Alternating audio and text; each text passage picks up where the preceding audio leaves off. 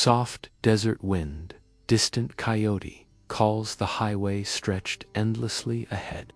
A ribbon of cracked asphalt cutting through the vastness of the Mojave Desert.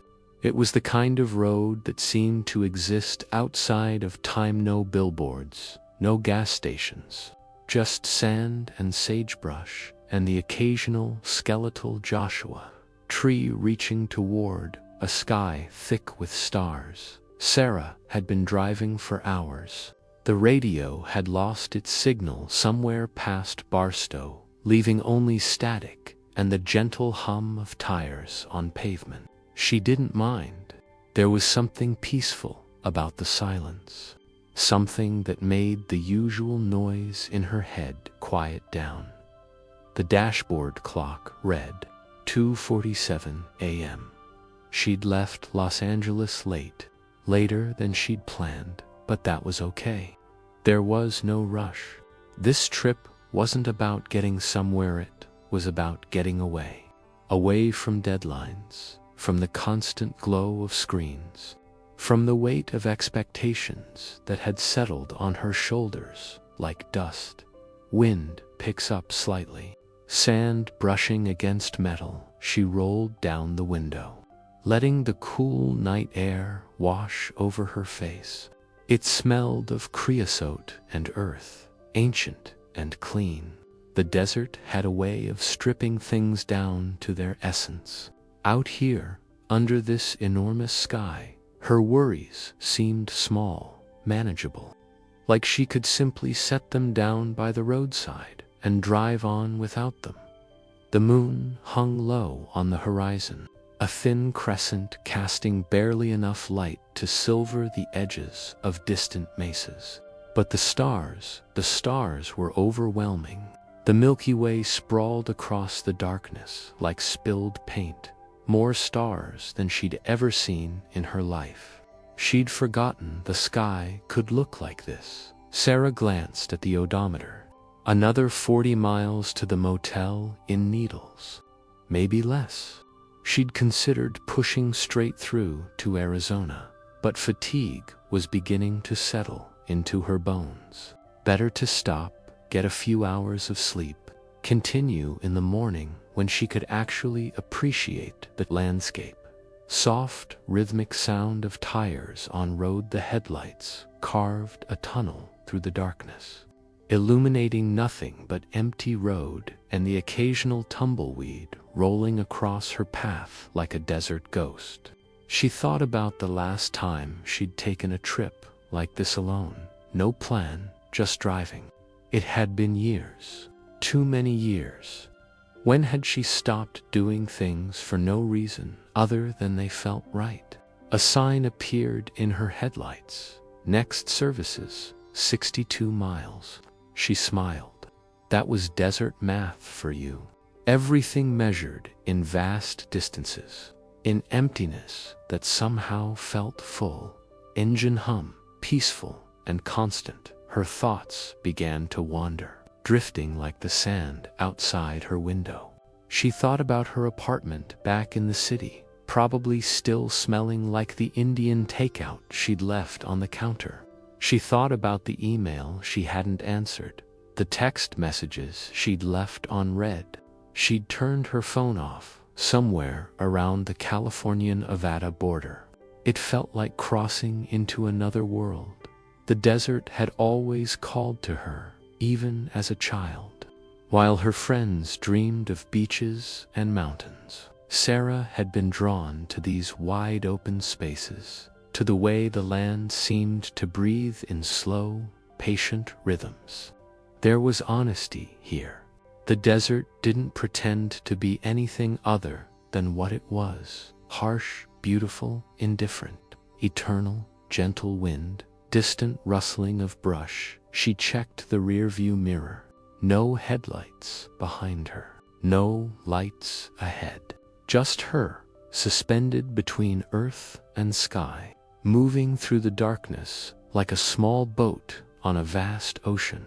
The road began to rise slightly, climbing toward a low ridge of hills. Sarah shifted in her seat, rolling her shoulders to ease the stiffness. How long had she been gripping the steering wheel?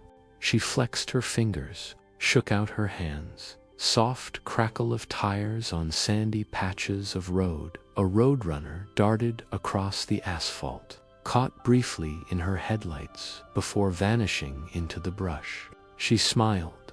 Even at this hour, life persisted out here.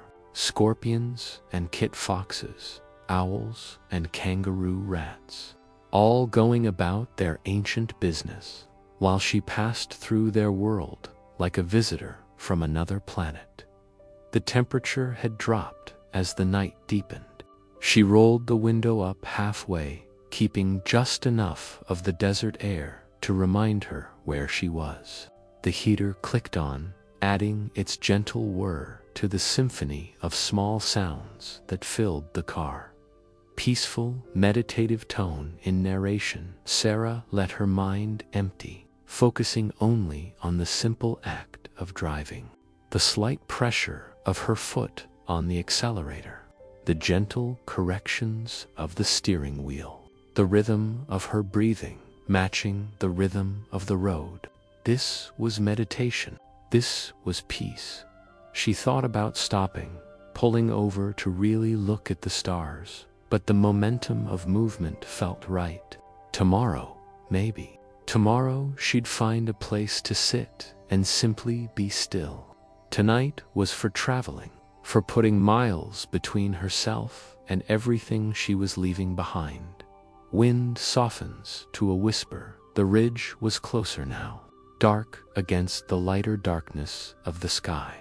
Beyond it, the road would descend into a valley, then climb again toward the mountains she couldn't yet see but knew were there. The desert was like that, layers upon layers, revealing itself slowly to those patient enough to look.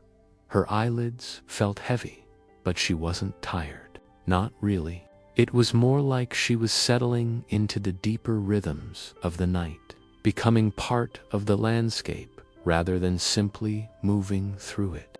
The line between inside and outside seemed to blur, and that's when she first noticed something different about the darkness ahead. Wind continues softly, a slight change in the ambient sound at first. Sarah thought it was another car, a glow on the horizon, maybe headlights coming over the ridge ahead. But as she drove closer, something about it seemed wrong. The light didn't move the way headlights should. It didn't bounce or sway with the motion of a vehicle on the road. It simply hung there, steady and still, just above the ridgeline.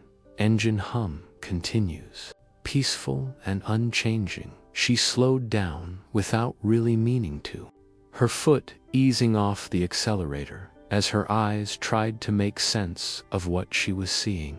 The light was amber-colored, warm, like the glow of a campfire seen from a distance. But campfires flickered. This didn't flicker. It held perfectly steady, as if suspended on invisible threads. Sarah's pulse quickened slightly, not from fear, but from curiosity. She'd driven this route before, years ago, and she didn't remember any structures out here.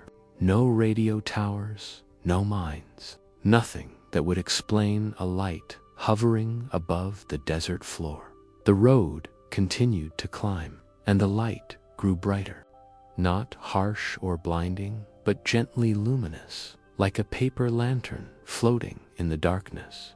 She could see now that it wasn't on the ridge at all, it was beyond it, hanging somewhere over the valley on the other side. Soft intake of breath. Wind picks up slightly. She reached the crest of the ridge and let the car drift to a stop on the shoulder. The engine idled quietly.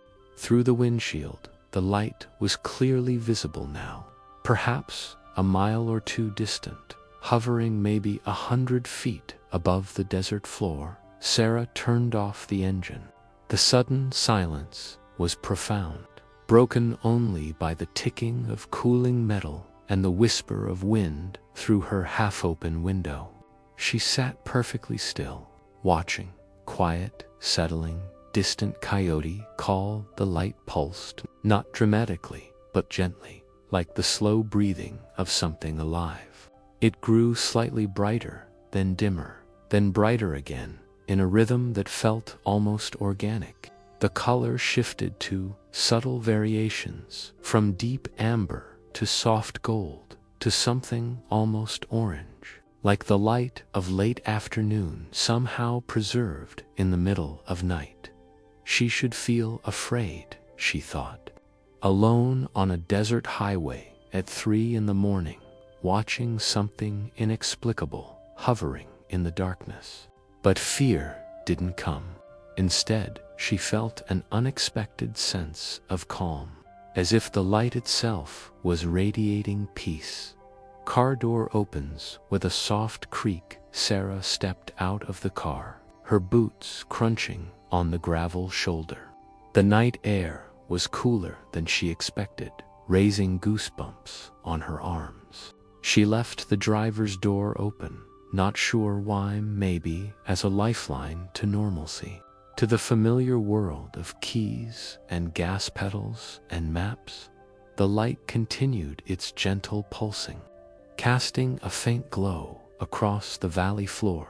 She could see the silhouettes of Joshua trees now, their twisted limbs creating strange shadows that seemed to dance in the amber illumination. Footsteps on gravel. Wind through brush. She walked a few steps away from the car, toward the metal guardrail that separated the shoulder from the steep drop into the valley. Her hands rested on the cold metal, grounding her as she stared at the impossible thing before her. How large was it? Difficult to say without reference points, but it seemed substantial. Maybe 30 feet across, 40. It was hard to judge in the darkness, with no buildings or trees nearby to give it scale. The shape was imprecise, blurred at the edges, as if she were viewing it through water or heat shimmer. Deep breath, peaceful contemplation. Sarah realized she'd stopped questioning what it was. The rational part of her brain, the part that demanded explanations and logic, had simply quieted. She was observing without judging, watching without needing to understand. It felt strangely liberating. A memory surfaced. Her grandmother's ranch in New Mexico, the summer she was 12, lying in the bed of her grandfather's truck, watching meteor showers with her cousin, both of them convinced they'd seen something that wasn't a meteor, something that changed direction. They'd whispered about it for weeks, excited and scared and awed. Her grandmother had listened to their breathless story with a knowing smile. The desert keeps its secrets, she'd said, but sometimes it shares them with those who know how to look. Wind carries distant, almost musical tones. The light began to move, not quickly or dramatically, just a gentle drift to the left, so smooth it seemed to be floating on an invisible current. It maintained its height above the valley floor, gliding with the unhurried grace of a jellyfish in deep water. Sarah's grip on the guardrail tightened, not from fear, but from the desire to anchor herself to something solid while witnessing something so fluid. The light traced a slow arc across the valley, its warm glow painting the landscape in shades of amber and shadow. She wondered if she should take a photo. Her phone was in the car, powered off in the cuff holder, but something stopped her from retrieving it. This moment felt too sacred, too private, to reduce 2 pixels on a screen. Some experiences were meant to be held in memory, alone. Quiet awe in the narration. Wind softening the light, paused in its drift, hovering above a cluster of Joshua trees. For a moment, Sarah could have sworn she saw smaller lights within the larger one, like fireflies suspended in amber. But when she tried to focus on them, they seemed to merge back into the whole, leaving her uncertain whether she'd seen anything at all. Time felt strange. She couldn't say how long she'd been standing there. 5 minutes, 15. The usual markers she used to track the passage of time seemed meaningless here, as if she'd stepped outside the normal flow of moments into something more eternal. Soft harmonic tones on the wind, almost subliminal. The desert around her was alive with subtle sounds. The rustle of small creatures in the brush, the creak of Joshua tree limbs in the wind, the distant call of a night bird. But underneath it all, or perhaps woven through it, was something else, a low, almost musical hum that she felt more than heard. Like the resonance of a bell after it stops ringing. It was coming from the light. Sarah closed her eyes, trying to focus on the sound. It reminded her of singing bowls or the deep OM of a meditation she'd once attended in Venice Beach, but more complex, layered with harmonics that seemed to shift and spiral, creating patterns she couldn't quite grasp but somehow understood. The hum continues, peaceful and mesmerizing. When she opened her eyes, the light had changed again. It was brighter now, though still not harsh. The amber had deepened to a rich gold, warm and inviting, and it was closer. Not dramatically closer, had moved perhaps a quarter mile in her direction, but close enough that she could make out more detail. The edges weren't blurred anymore. They were defined, geometric, as if the light was being emitted from an object with distinct surfaces, with angles and curves that caught and reflected its own illumination. She should go back to the car. The sensible part of her brain was quietly suggesting this, pointing out that she was alone, that this was beyond strange, that she should drive away and chalk this up to exhaustion and imagination. But her feet wouldn't move, and that deeper part of her, the part that had brought her to the desert in the first place, seeking something she couldn't name, wanted to stay, wanted to see what would happen next. Wind picks up, carrying the scent of sage and something else, something clean and electric. The light pulsed again, brighter this time, and Sarah felt something shift in her chest. Not her heart, something deeper, as if the light was resonating with something fundamental inside her, finding a frequency that matched her own. She took a breath, tasting the cool desert air, and made a decision. She would wait. She would watch. She would be present for whatever this was, this gift the desert had chosen to share with her in the depths of night. The light hovered, patient and eternal, as if it had been waiting for her decision, as if it had been waiting for her. And then, slowly, impossibly, it began to descend. Wind settles into a steady, gentle flow. The harmonic hum grows slightly more distinct. The light sank toward the desert floor with the grace of a falling feather, unhurried and deliberate. Sarah watched, her breath shallow, as it descended past the tops of the Joshua trees, past the ridgeline of distant hills, settling lower and lower until it hovered just above the valley floor. From her vantage point on the ridge, she could see it more clearly now. The object hand, it was definitely an object, was disc-shaped, or perhaps oval. The geometry was clean but somehow organic, as if it had been grown rather than built.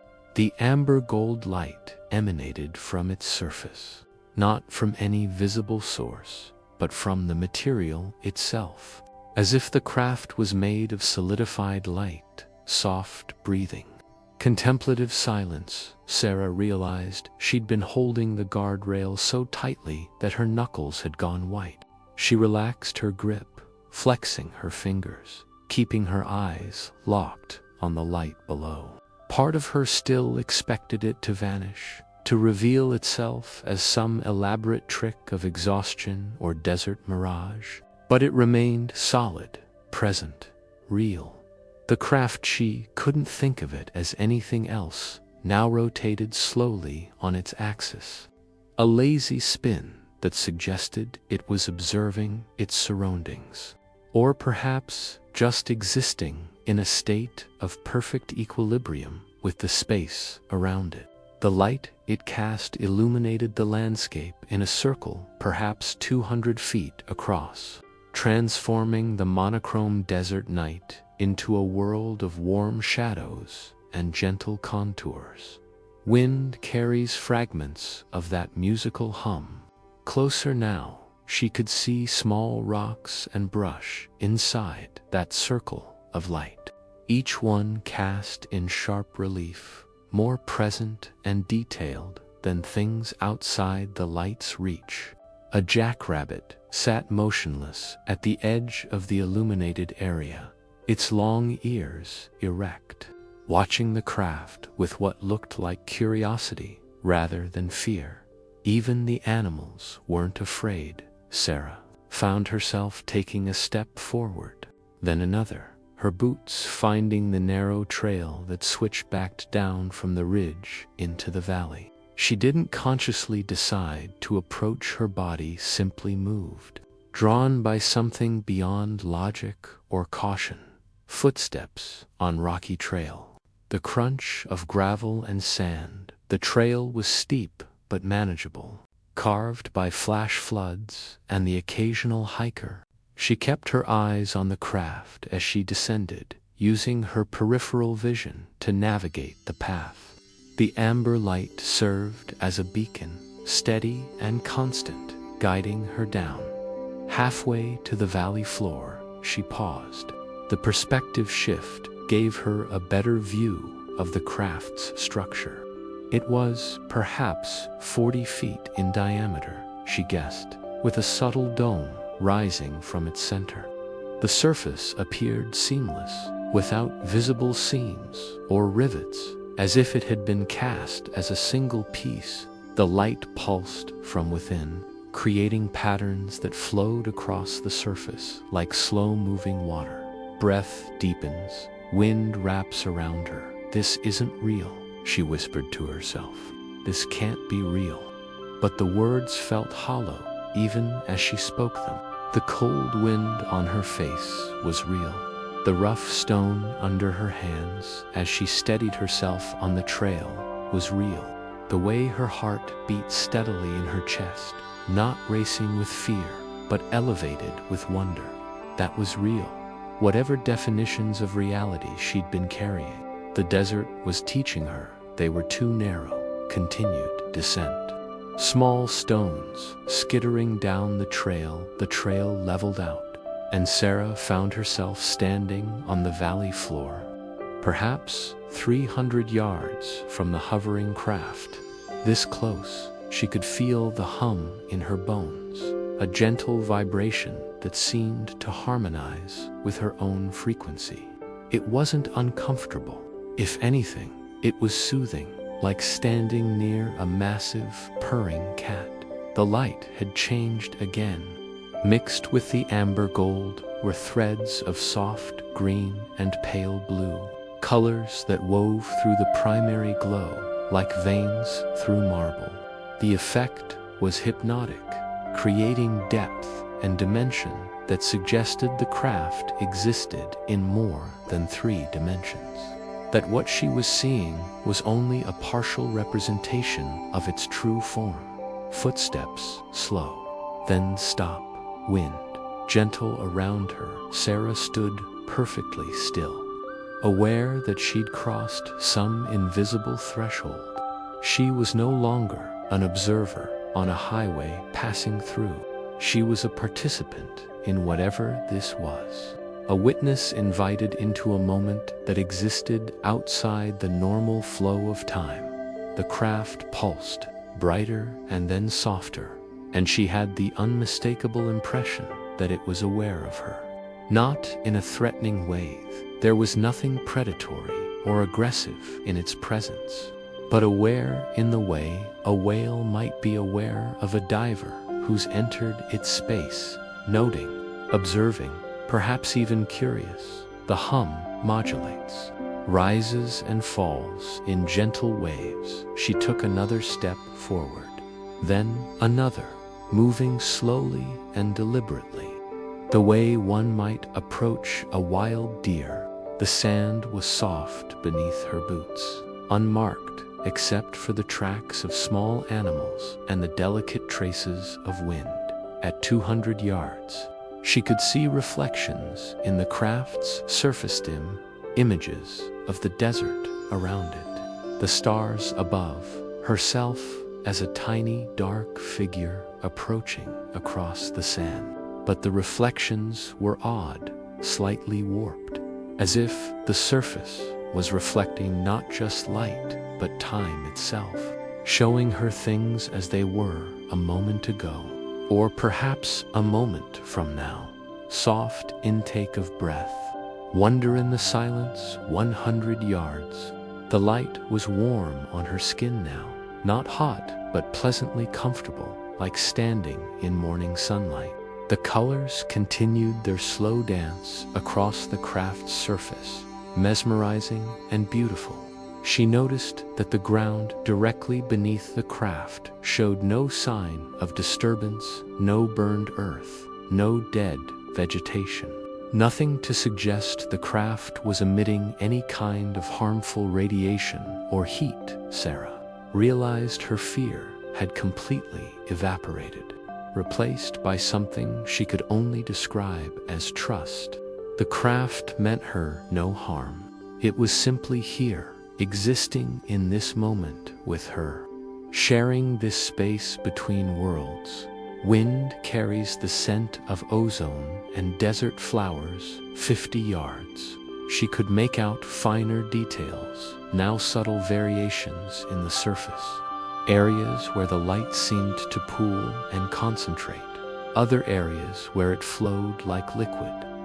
The dome at the center was translucent, and she thought she could see movement within it, shapes or shadows that might have been structure or might have been reflections.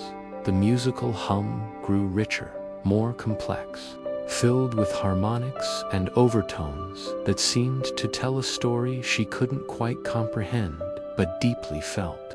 It was the sound of vast distances traveled, of stellar winds and solar tides, of time measured in millennia rather than minutes, footsteps slow to stillness, complete quiet except for the hum. At 30 yards, Sarah stopped, not from fear, but from instinct, the same instinct that tells you where to stand before a painting in a gallery. The perfect distance for observation and connection. The craft hovered before her, magnificent and impossible, a visitor from somewhere else, someone else, existing in her world for this brief intersection of moments. The light bathed her in warmth, and she closed her eyes, simply feeling, simply being present. When she opened them again, something had changed. The light was brighter, more concentrated, and slowly, with infinite grace, a section of the craft's lower surface began to shift, to part, revealing ... The hum rises slightly. Wind holds its breath ... An opening, an invitation, a doorway into somewhere beyond. The hum modulates into something almost vocal. Wind completely still, Sarah stood frozen. Her breath caught in her throat as the opening expanded. It wasn't like a door or hatch sliding aside, more like the craft's surface was becoming permeable, the solid material transforming into something like liquid light, partying like a curtain of water. Soft blue-white light spilled from the opening, different in quality from the amber glow surrounding the craft. This light was cooler, cleaner, reminding her of moonlight on fresh snow or the glow of bioluminescent plankton she'd once seen off the California coast.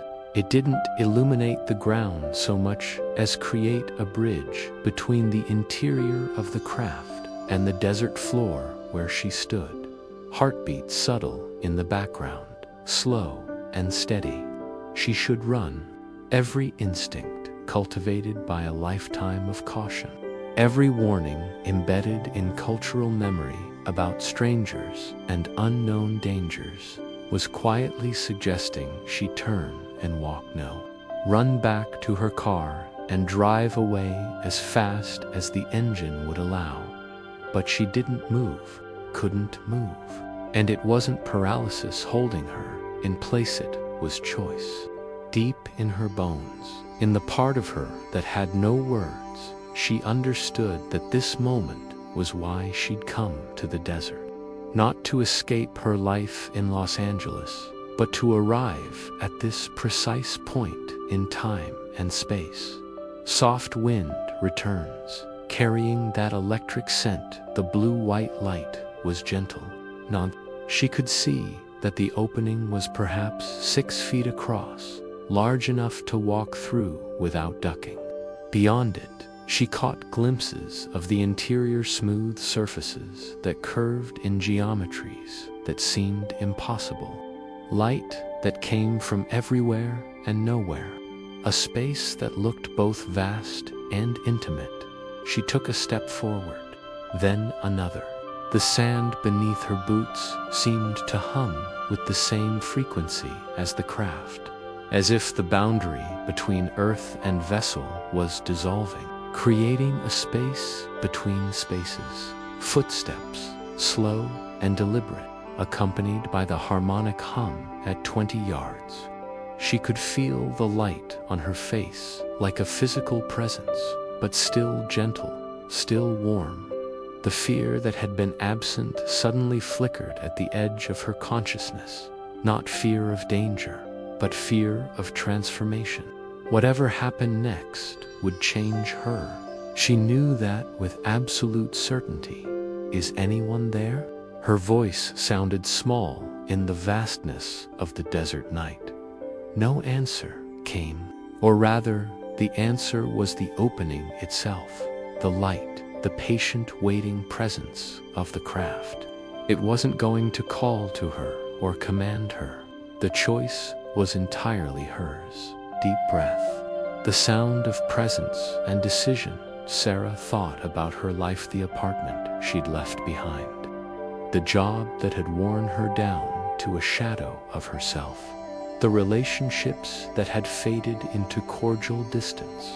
The dreams she'd filed away under someday and impossible. She thought about all the moments she'd chosen safety over wonder, comfort over growth, the known over the mysterious, standing in the amber gold light with the desert, wind in her hair and a doorway to the impossible open before her. She made a different choice. She walked forward, footsteps continue, resolve in each step 15 yards, adjusting to her presence as if the craft was aware of her limitations, her needs.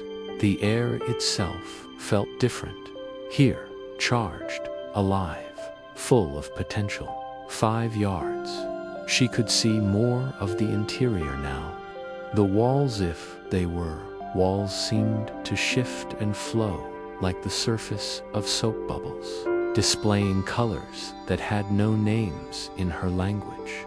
The space inside was definitely larger than the exterior dimensions should have allowed, opening into depths that defied physics. Footsteps pause at the threshold. Sarah stood at the very edge of the opening, 1 foot on desert sand, the other hovering at the boundary of that blue-white light. She placed her hand against the edge of the opening, expecting to feel metal or plastic or some unknown material. Instead, she felt warmth, living warmth. The surface was neither solid nor liquid, but something in between, responding to her touch like it was part of a living thing. The craft pulsed gently under her hand, and the hum grew softer, more intimate, as if it was speaking directly to her, welcoming her. Wind rises, then falls. A moment suspended. She stepped through. Subtle shift in acoustics. The outside world becomes distant. The transition was seamless. One moment she was standing in the Mojave Desert, under a sky full of stars. The next, she was inside. But inside didn't capture the reality of the space. She was within the craft, but she could still sense the desert around her, as if the boundaries between inside and outside were suggestions rather than absolutes. The blue-white light surrounded her, emanated from surfaces that curved in directions that made her eyes water when she tried to follow them. The space was warm, not hot, but perfectly, ideally warm, like a summer afternoon or a bath drawn to exactly the right temperature.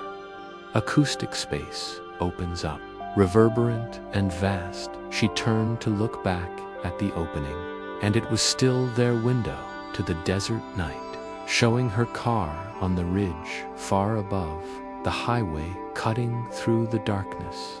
The familiar world she'd stepped away from. The sight was grounding, comforting. She wasn't trapped. She could leave whenever she chose. That knowledge allowed her to relax, to breathe, to truly look at where she was. Almost crystalline sounds, like wind chimes made of light. The interior space was larger than it should have been, much larger. The craft's exterior dimensions had suggested a space perhaps the size of a small room, but this stretched in ways that made her head spin. The surfaces weren't quite solid, weren't quite transparent, but something in between, showing depths and distances that couldn't exist in three-dimensional space. Light moved through the walls, patterns and flows of color that reminded her of the aurora borealis, but more deliberate, more purposeful. Were they displays, communications, art, or simply the way this place existed, the nature of its being? Breathing deepens, a sense of expansion. Sarah walked further in, her boots silent on the floor, what served as a floor. The surface was smooth and slightly yielding, like walking on dense foam, comfortable and stable. With each step, she felt herself relaxing more deeply, the last residues of tension draining from her shoulders and spine. There were shapes in the space structures or furnishings. She couldn't tell. They flowed organically from walls and ceiling, surfaces that might have been seats or controls or something entirely beyond her frame of reference. Everything was curved, organic, alive in a way she'd never experienced with technology before. The hum modulates into something almost melodic. In the center of the space, and she was no longer sure where the center was. As the geometry kept shifting in subtle ways, there was a concentration of light, a brighter node where the blue-white luminescence gathered and pooled. She found herself drawn to it, moving toward it without conscious decision. As she approached, the light began to form patterns, shapes that were almost but not quite recognizable. Geometric forms that spiraled and rotated, mandalas that opened into further depths, fractals that repeated themselves into infinity. The beauty was overwhelming, and she felt tears gathering in her eyes, not from sadness, but from the sheer aesthetic intensity of it all. Crystalline sounds grow richer. more complex. Sarah reached out toward the light, her hand trembling slightly. The moment her fingers entered the luminous pool, she felt ... connection ... information flowed into her mind, not in words or images, but in pure meaning, concepts that bypassed language entirely. She understood, without knowing how she understood, that the craft was alive, or at least conscious. Not in the way humans were conscious, but aware, present, purposeful. Soft gasp, wonder, and recognition. It had been traveling for a very long time, through spaces and times that made Earth's entire history seem like a single breath. It had visited countless worlds, witnessed the birth and death of suns, carried its creators, and creators was the wrong word, but the closest she could come in journeys that spanned what humans called galaxies. And now it was here, in the Mojave Desert, at 3-something in the morning, offering a tired woman from Los Angeles a glimpse of possibilities so vast they made her previous conception of reality seem like a child's drawing. The hum swells gently, then softens to something intimate. "Why me?" she whispered. The light pulsed, and more understanding flowed through the connection. Not why me, but why not you? Every being had the capacity for wonder. Every consciousness could expand to touch the infinite. She wasn't special. She was simply present, simply open, simply willing to step through the door. When it opened, Sarah felt herself laughing and crying at the same time, overwhelmed by the simple, profound rightness of it all. She'd spent so much of her life feeling like she was waiting for something, like there was a purpose or a meaning just out of reach. And here it was, in a form she could never have imagined. The light around her grew warmer, brighter, and she felt herself ... expanding ... The crystalline sounds blend into something symphonic. Vast spaces opening in the audio. Sarah's consciousness stretched, thinned, expanded beyond the confines of her body. She was still aware of herself, her fingers tingling where they touched the light, her heart beating steadily in her chest, her boots planted on the yielding floor. But she was simultaneously aware of so much more. The craft itself became transparent to her understanding. She could sense its structure, not mechanically, but it existed across multiple dimensions, its true form extending into spaces that her three-dimensional mind could only perceive as shadows and suggestions. What she was seeing was like watching a finger dip into water. The finger was real, but most of it existed above the surface, in directions the water couldn't comprehend. Breath slows, deepens, becomes cosmic through the connection. She felt the craft's journey. Images, no, not images, but experiences flooded through her. The silent darkness between stars, cold and perfect and eternal. The fierce burning of stellar nurseries, where new suns ignited in clouds of primordial hydrogen. Worlds of crystalline beauty. Planets where life had taken forms so alien that calling them life seemed inadequate. She saw, experienced, felt a world of ocean. Globes, panning and deep, where consciousness existed as vast. Slow thoughts shared between creatures the size of mountains. She touched the edge of a civilization that had existed entirely as patterns of light in a planetary atmosphere. Their culture written in ion clouds, and their art composed in lightning. The sounds become more abstract, beautiful, touching something primal. Time became strange. She was experiencing things that had happened millions of years ago, or would happen millions of years from now. The craft didn't distinguish between past and future the way she did. It had existed long enough that causality itself became negotiable, a suggestion rather than an absolute. "How long?" she asked without words. "How long have you been traveling?" The answer came not in years. The concept was too small, too local. The craft had been traveling since before Earth's sun had ignited, since the solar system was nothing but a cloud of dust and frozen gases.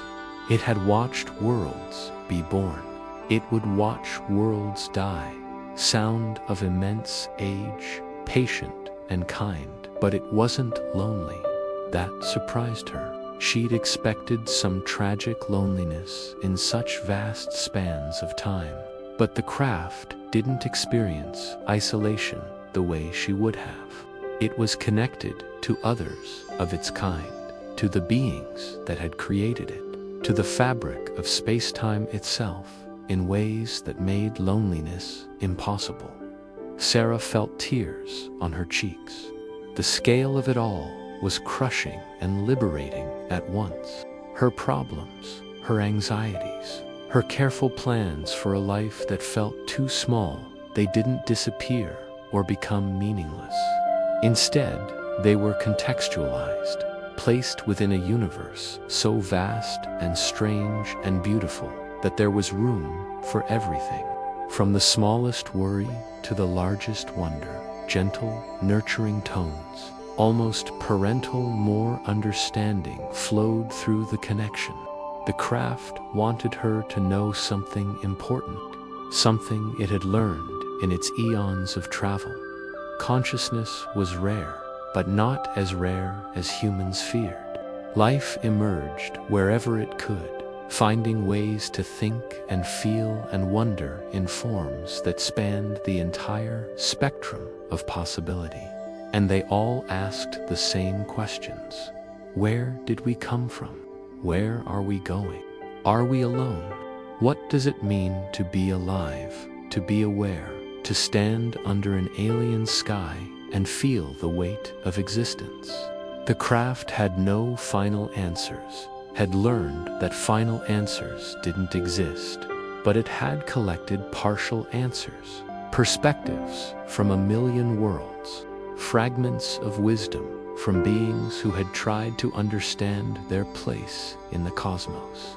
The symphony grows richer, integrating human and inhuman elements. One fragment surfaced in Sarah's mind, vivid and clear, a species that had achieved something like immortality, their consciousness preserved in crystalline matrices that could last for billions of years. They had thought they'd won, that death had been defeated. But after a few million years, most chose to end themselves, not from despair, but from completion. They'd done what they came to do.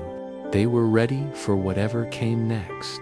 Another fragment, a civilization of beings who lived for less than a day.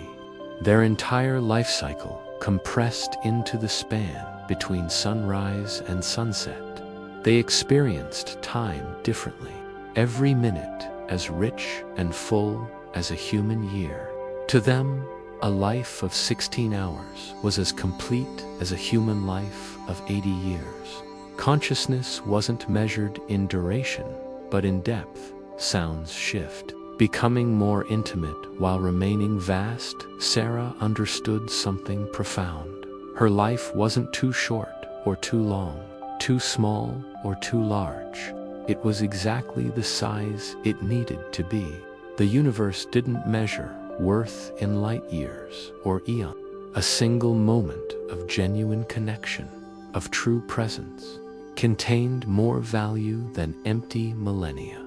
The light pulsed with something that felt like affirmation, like approval, like love, though that word was too limited for what she was experiencing. The craft was sharing these insights, not to diminish her, but to free her from the tyranny of comparison, from the belief that her life needed to be more than it was. Wind chimes of light, soft and reassuring. She became aware of other presences, not here, not physically, but connected through the craft somehow. Other consciousnesses distributed across space and time, all touching this same network of understanding. Some were so alien she could barely perceive them, geometric thoughts, colors that existed outside her spectrum, emotions she had no words for, but others felt almost familiar. She sensed curiosity, wonder, the desire to understand and connect. These were explorers like the craft itself, beings who had chosen to reach out rather than stay safe within the known. One presence in particular drew her attention. It felt young, playful. She had the impression of a child, if that concept even applied, experiencing something for the first time, delighted by novelty.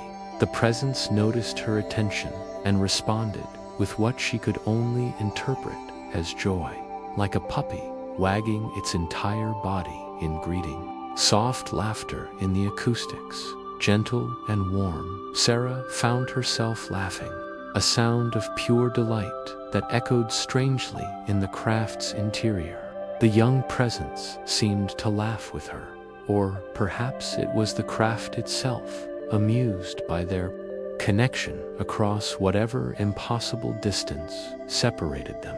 The joy was contagious. She felt lighter than she had in years, as if the weight she'd been carrying, obligations and expectations, and the grinding pressure of simply trying to make it through each day had been gently set aside, revealed as optional rather than inevitable. The hum deepens, becomes almost tactile. More information flowed through the connection, but gentler now, at a pace she could absorb.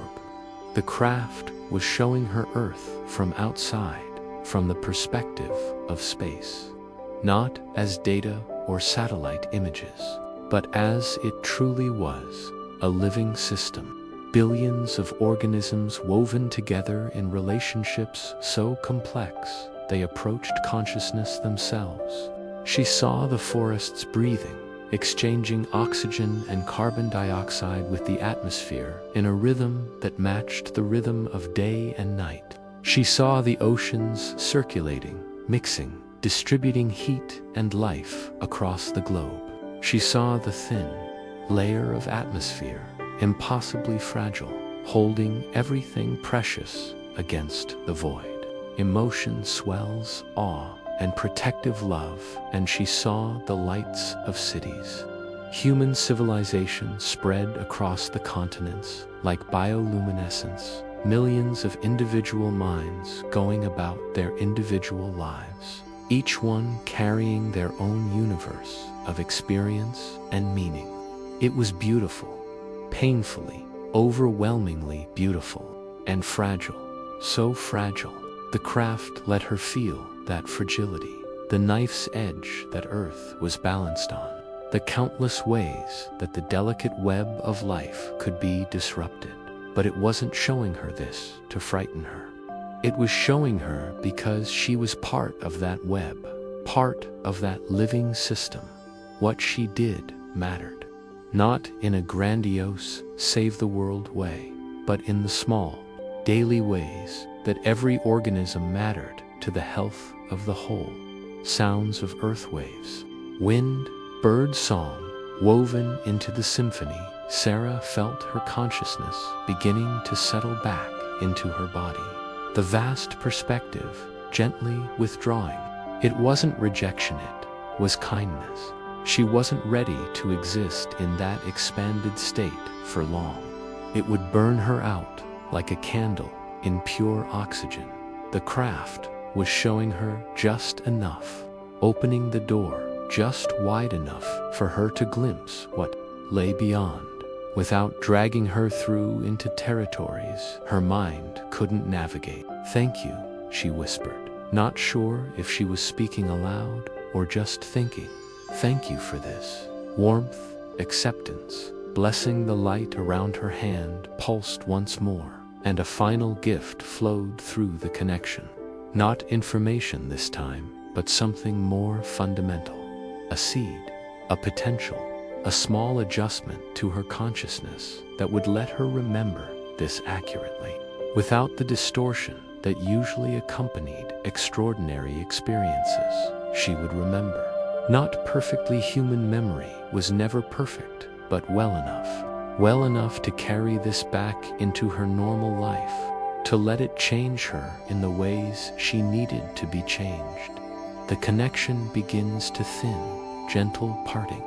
Sarah withdrew her hand from the light, and the information flow ceased.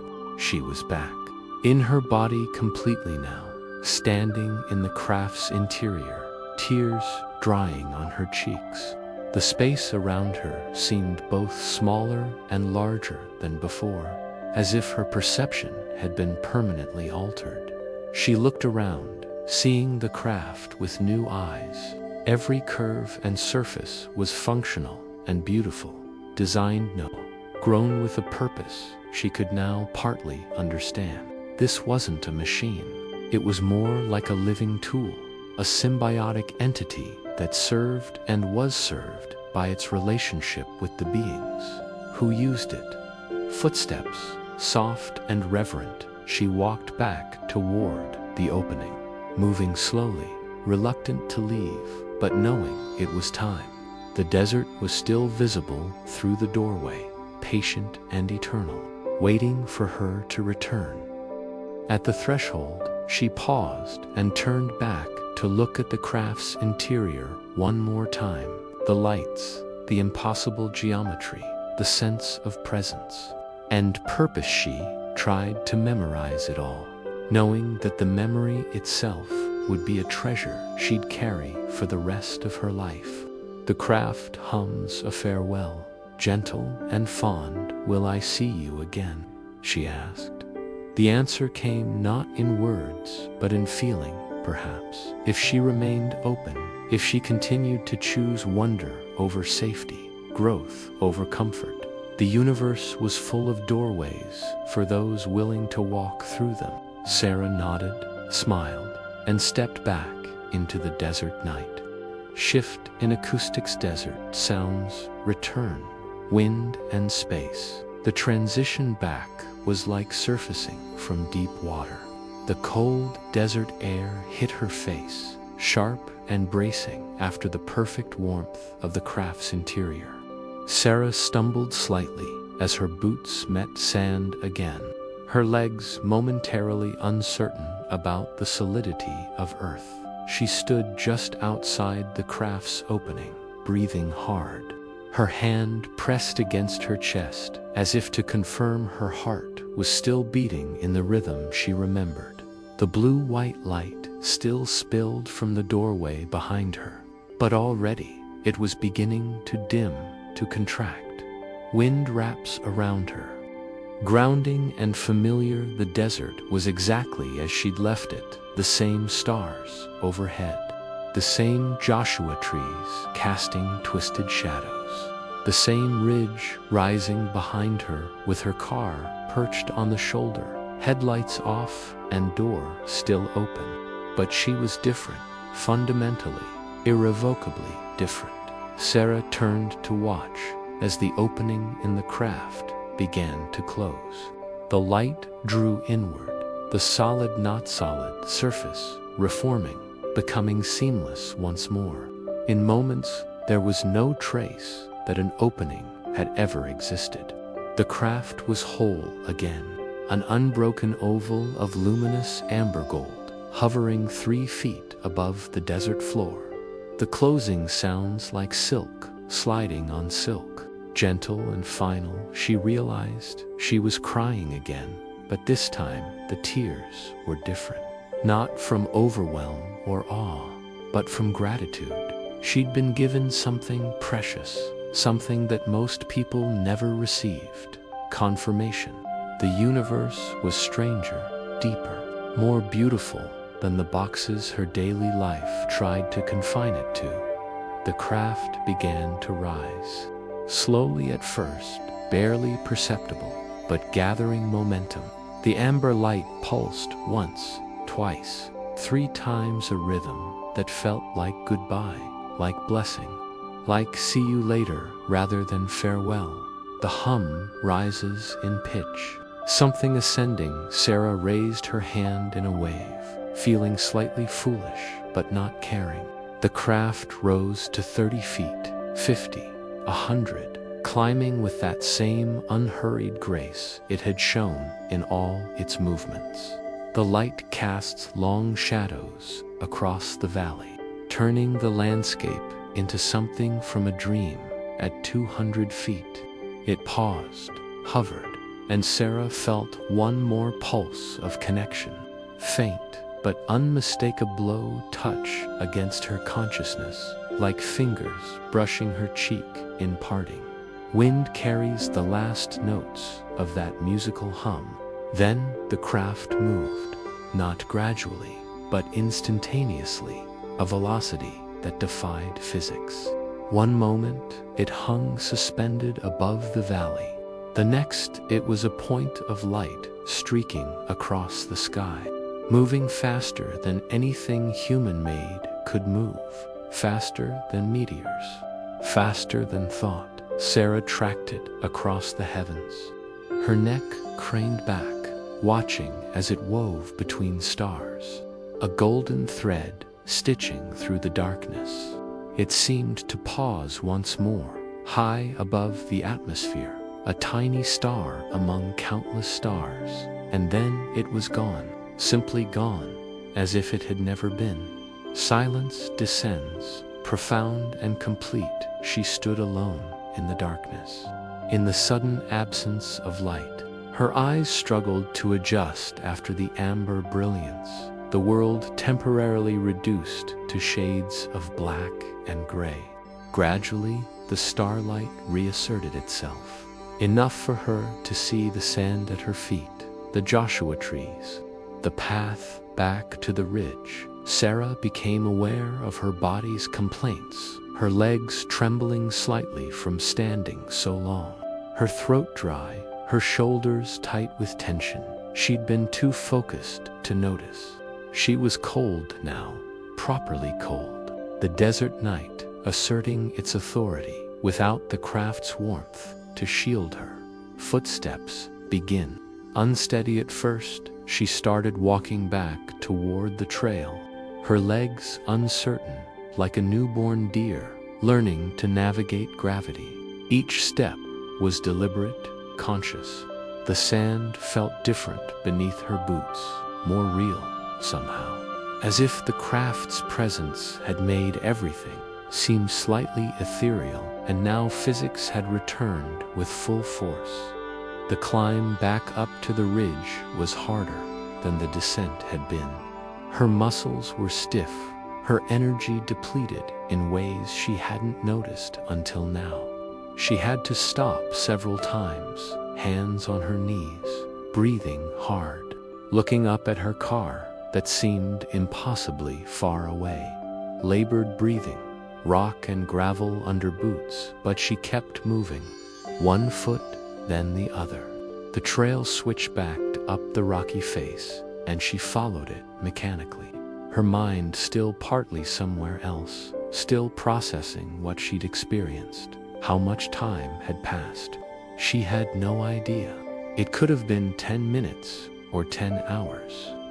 The stars had wheeled slightly in their eternal rotation, but not enough to tell her anything useful. Time had been elastic inside the craft, meaningless, and now she'd have to adjust to its linear insistence again. Wind picks up, whistling through rocks. Halfway up the ridge, she paused to look back at the valley. It was empty now, just another stretch of Mojave Desert, indistinguishable from 1,000 other valleys. Nothing marked where the craft had been, no scorched earth, no circle of dead vegetation, no trace that anything extraordinary had occurred, if not for the changes inside Hertha memories. The seed of altered consciousness the craft had planted, she might have believed. she'd hallucinated the entire experience. But she knew she hadn't. The experience was too coherent, too detailed, too transformative to be dismissed as fantasy or exhaustion-induced delusion. It had been real as the stone beneath her hands, as real as the wind in her face. Climbing continues. Determination in each step, she reached the top of the ridge and stumbled toward her car, nearly falling against its familiar metal frame. The driver's door was still open, the interior light long since timed out. She collapsed into the driver's seat, leaving her legs hanging out, her boots still on desert sand. For a long moment, she just sat there, staring at the steering wheel, at the mundane dashboard with its fuel gauge and speedometer, and all the normal instruments that measured normal things in normal ways. Soft laughter. Slightly hysterical, Sarah started laughing, quietly at first, then louder, until she was gasping with it, tears streaming down her face.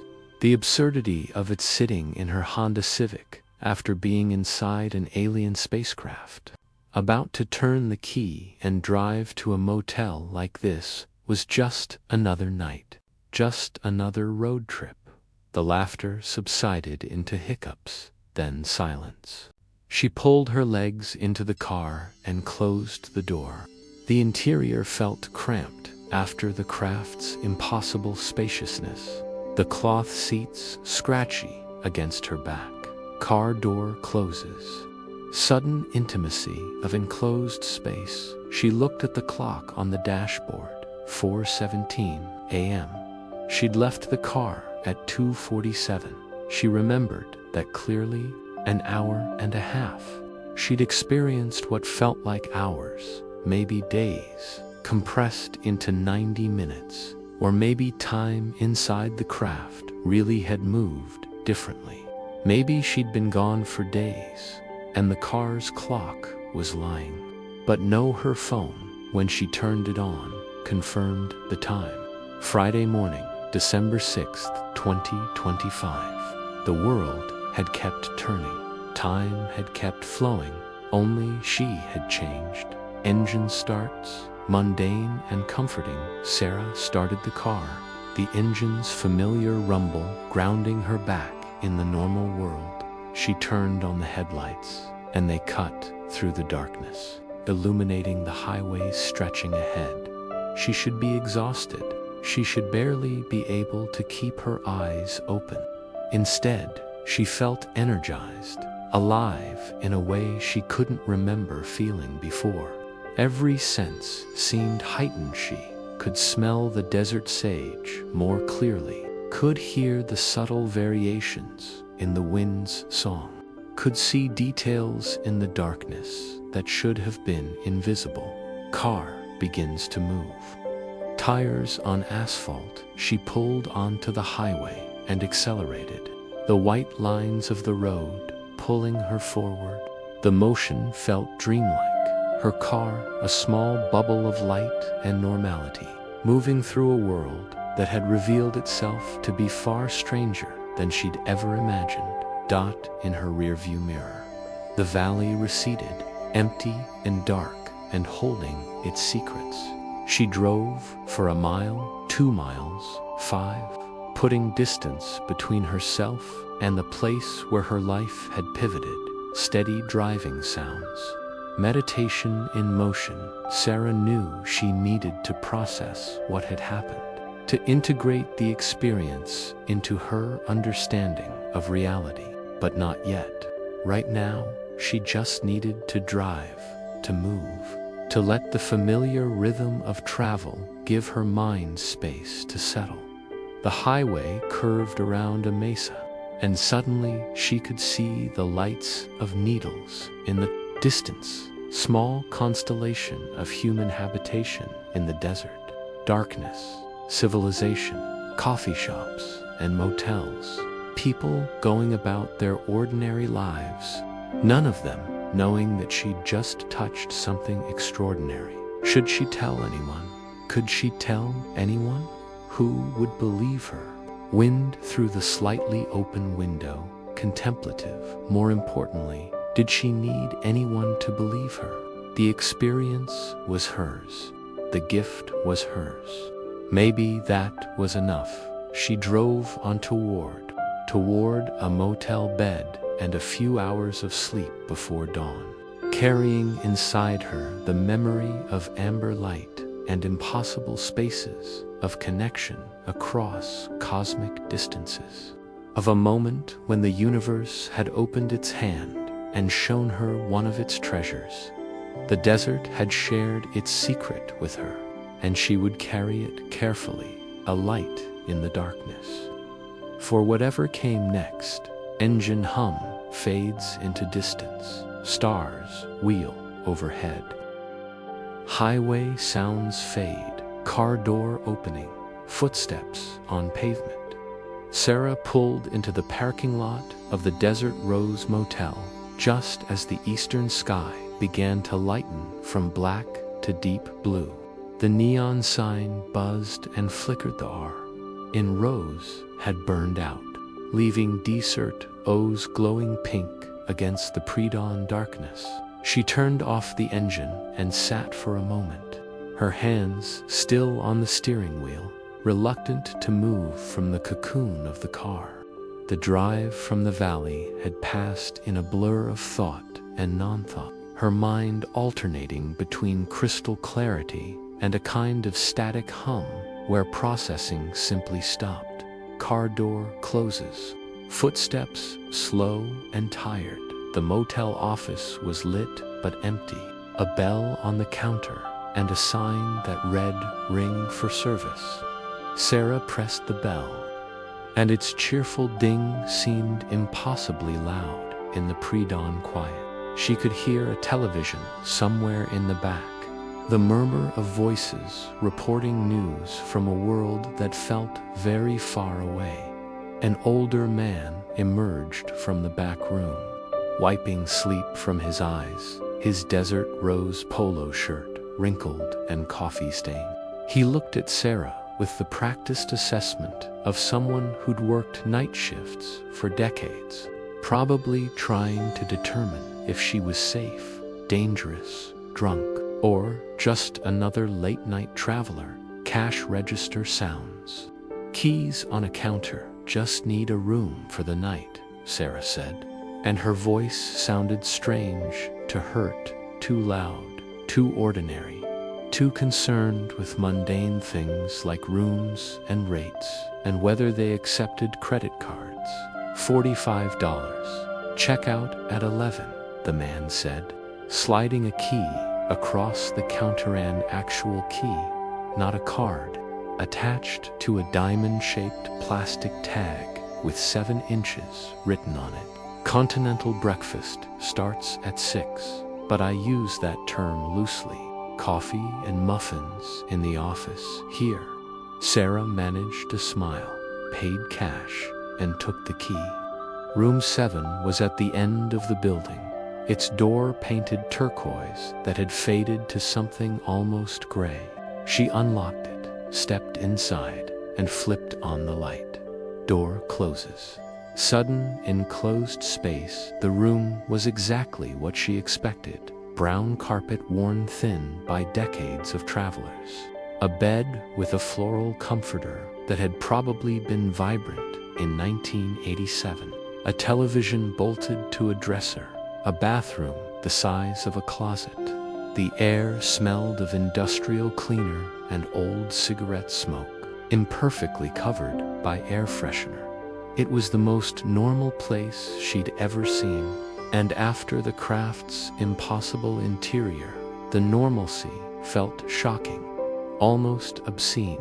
Sitting on the bed, springs creaking, Sarah sat on the edge of the bed and stared at her hands. They looked the same. Same freckles on the back, same scar on her left thumb from a childhood accident with a paring knife. Same chipped purple nail polish she'd applied a week ago and had been meaning to remove, but they'd touched something beyond earth. Ordinary hands had reached into light that had traveled farther than her mind could comprehend. She turned them over, studying her palms as if they might hold some trace of the experience, some mark or sign. But there was nothing, just skin and lines and the ordinary architecture of human anatomy. Soft exhale, processing beginning. She should sleep. Her body was exhausted, even if her mind was racing. But when she lay back on the bed, still fully clothed, boots still on, sleep felt impossible.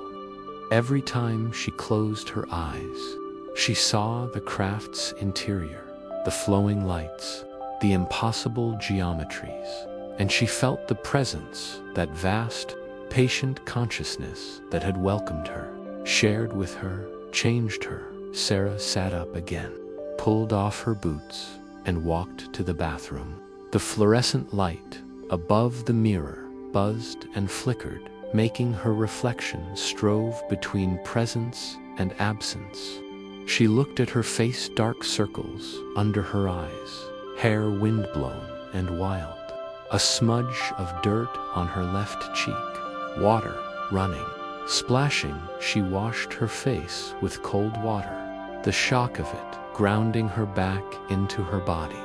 The water was so cold it almost hurt, and she was grateful for the pain, for the reminder that she existed in physical space, that she had nerves and skin and the capacity to feel simple, ordinary sensations.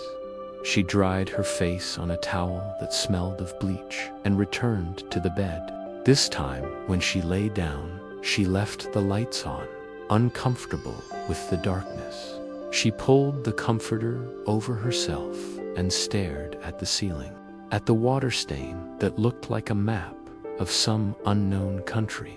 Settling sounds, breathing slows, her mind began to catalog the experience, trying to organize it into a narrative she could hold on to. She'd been driving. She'd seen a light. She'd approached it. She'd gone inside. She'd experienced what? Communication. Communion. Something beyond either word, but the experience resisted narrative. Every time she tried to pin it down with language, it slipped away, leaving her with approximations and metaphors that couldn't capture the reality of what had happened. Soft frustration in the breathing. Maybe that was okay. Maybe some things weren't meant to be translated into stories.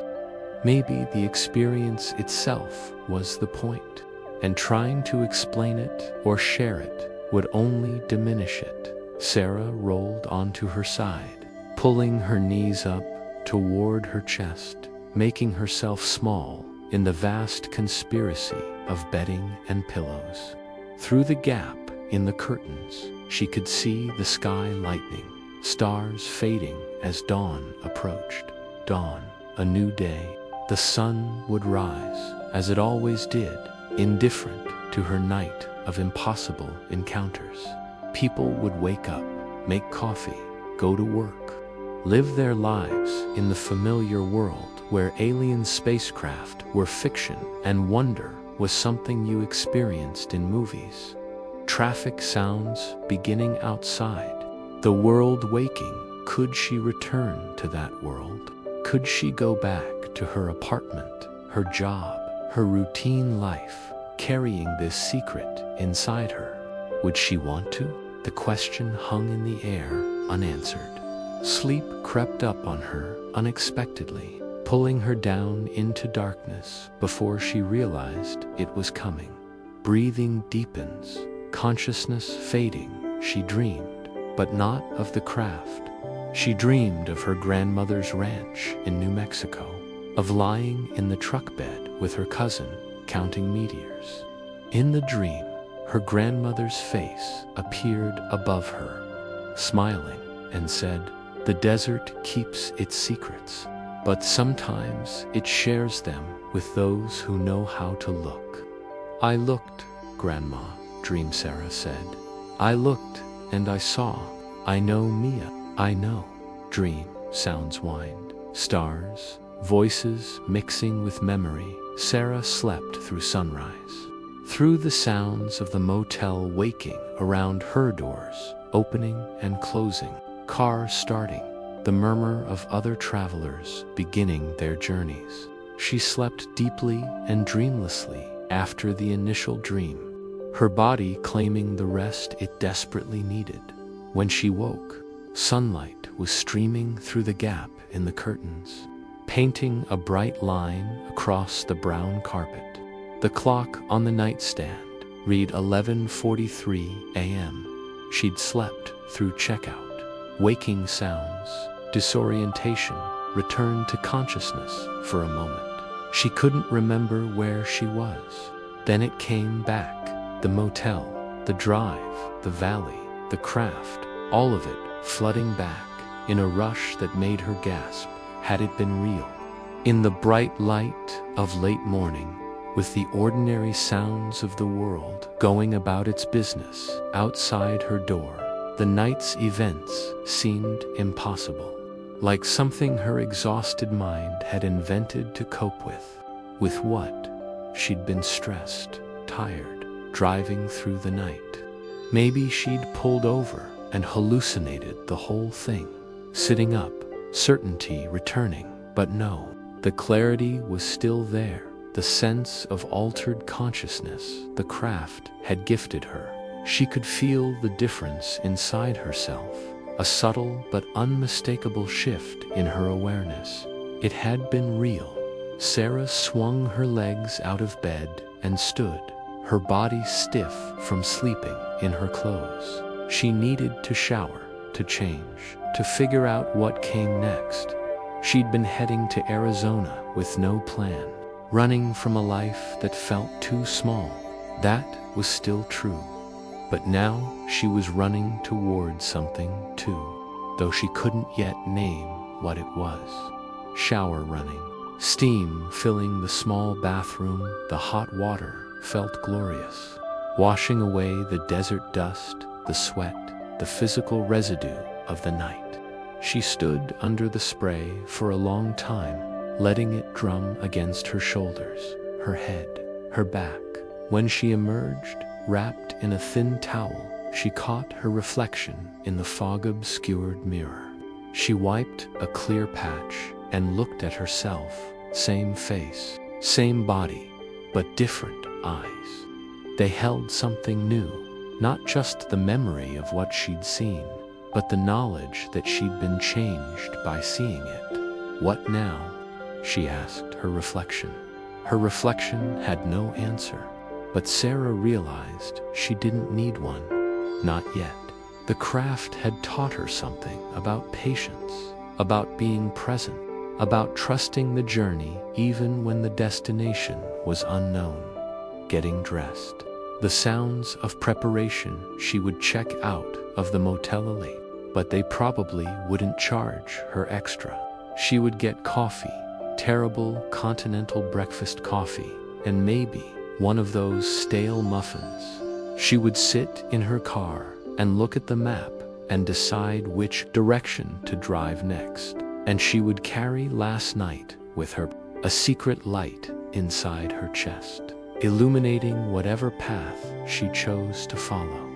The universe was strange and vast and full of wonders. She'd touched one of them, and that would be enough to change everything. Door opening, stepping out into bright sunlight, ready to continue.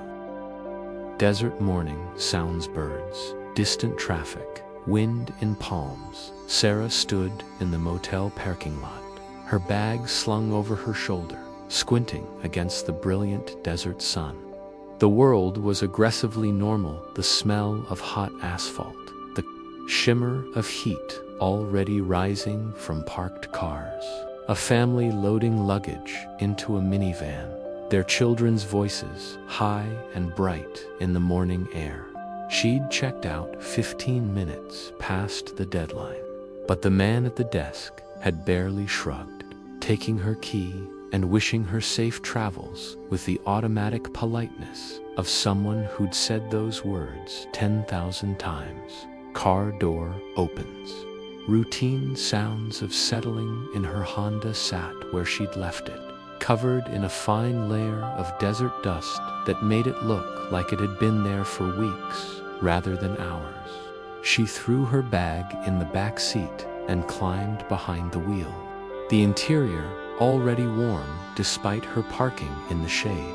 She didn't start the engine right away.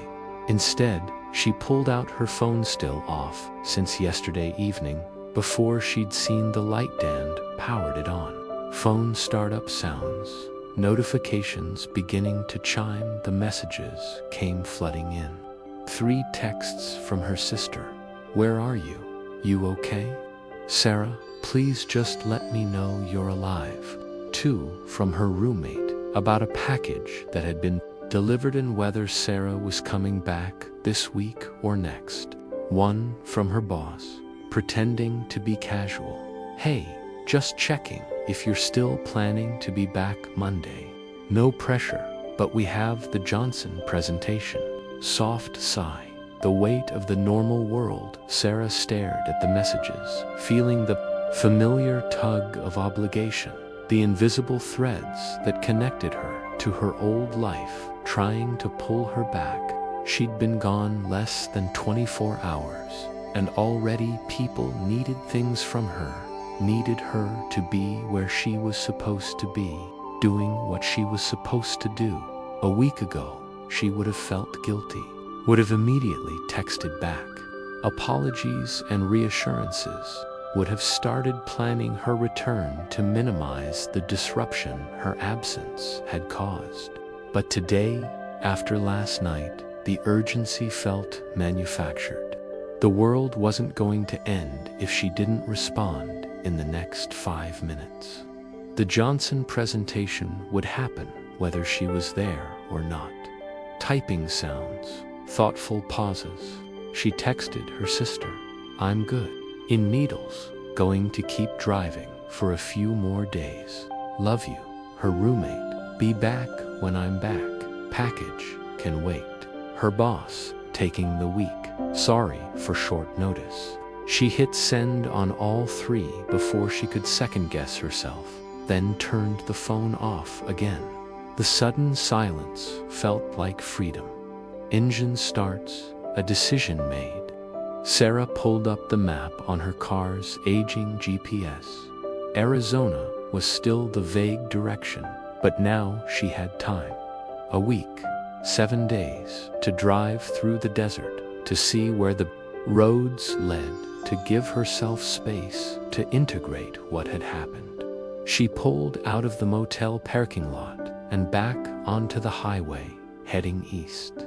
The Colorado River glittered in the distance, and beyond it, the mountains of Arizona rose like a promise. Driving sounds, peaceful and meditative, the highway cut through landscape that seemed to change with every mile, from the low desert around Needles to higher elevations where juniper trees began to appear, twisted and ancient. She drove with the windows down, letting the wind blow through the car, carrying the smell of sun-baked earth and desert flowers. Every few miles, she'd see a dirt road branching off the highway, leading to places unknown, old mining claims, abandoned homesteads, secret corners of the desert that probably hadn't seen visitors in years. Part of her wanted to explore each one, to see what lay at the end of those dusty tracks. Tires on textured asphalt, rhythmic and constant. She thought about the craft, about where it might be now. Was it still in Earth's solar system, or had it already moved on to other stars, other worlds? The speed it had shown in its departure suggested it could cross vast distances quickly. Maybe it was already somewhere unimaginably far away. Or maybe distance didn't mean the same thing to it that it meant to her. Maybe it existed in multiple places at once, or moved through dimensions where the space between here and there collapsed into nothing. Sarah smiled at her own speculation. She'd spent her whole life trying to understand things, to fit them into logical frameworks. But maybe the point of last night was to teach her that some things didn't need to be understood, only experienced. Wind picks up, carrying the sound of space and freedom. She stopped for gas in a small town that consisted of little more than a truck stop and a cluster of adobe houses.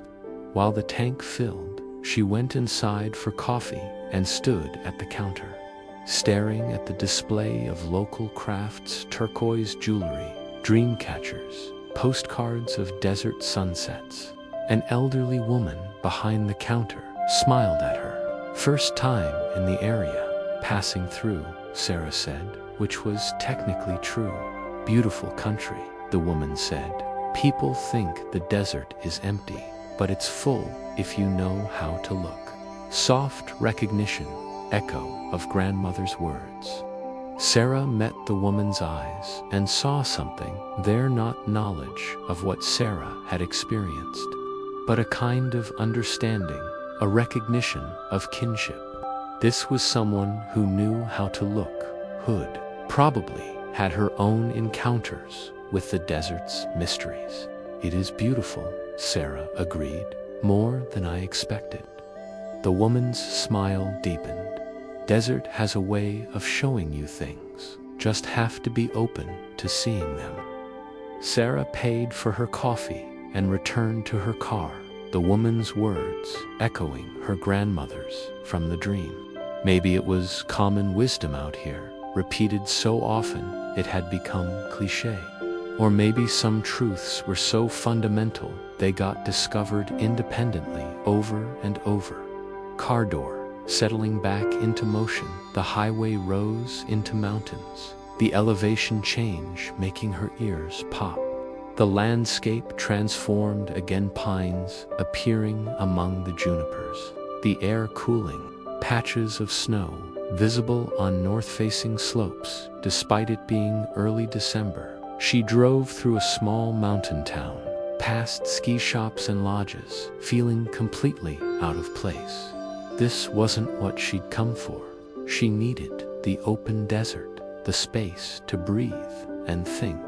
Road sounds change, descent, beginning on the eastern side of the mountains.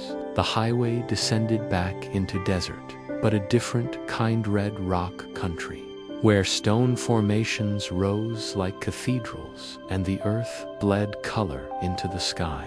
Sarah felt her breath catch at the beauty of it. She pulled off at a scenic overlook, parked, and got out to stand at the edge of a cliff overlooking a vast canyon. The scale was immense, miles of striated rock, layers of geological time exposed. Like pages in a book, all of it bathed in afternoon light that made the red stone glow like embers. Wind across the canyon, vast spaces of sound standing there. Looking out at the ancient landscape, Sarah felt the night's experience settling into perspective. The craft had shown her vast distances, cosmic timescales, the breadth of possibility.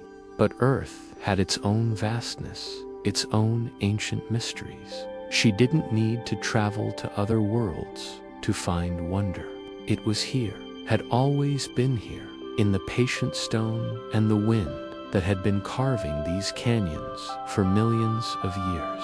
Breathing deepens, presence and peace. A raven flew past, its wings making a sound like shuffled cards.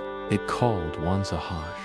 Primal sound and disappeared into the canyon below. Sarah thought about her job back in Los Angeles, the cubicle, and the fluorescent lights, and the meetings that could have been emails. She thought about her apartment, comfortable but generic, filled with furniture she'd bought because it was practical, not because she loved it. She'd been living a life that fit, that was safe, that met expectations, but she didn't want to fit anymore. The craft had shown her that the universe was too vast, too strange, too full of possibility to spend her life in boxers, physical boxers, mental boxers, boxers of other people's expectations, footsteps returning to the car, resolve forming. She didn't know yet what that meant practically. She probably still had to go back to Los Angeles, at least for a while. Bills needed to be paid, responsibilities addressed. But something fundamental had shifted. She would return as a visitor to her own life rather than a prisoner of it. And then she'd figure out what came next. Maybe it would be dramatic, quit her job, sell everything, move somewhere wild and strange. Or maybe it would be subtle small changes that gradually transformed her life from the inside out. Either way, she was done sleepwalking, done going through motions, done pretending that the extraordinary wasn't possible. Engine starts. Ready to continue, Sarah pulled back onto the highway, the canyon receding in her rearview mirror. The road stretched ahead, and for the first time in years, she felt genuinely excited about where it might lead. The desert had shared its secret. Now it was time to discover what she'd do with the gift. Driving into distance, music of possibility in the wind. Desert twilight sounds, a different quality of light and wind 3 days later. Sarah found herself sitting on the tailgate of her car in a campground outside Sedona, watching the sun set over red rock formations that glowed like they were lit from within. She'd driven without much purpose, following roads that looked interesting, stopping when she felt like stopping, sleeping in cheap motels, or, like tonight, under the stars, soft sounds of evening crickets.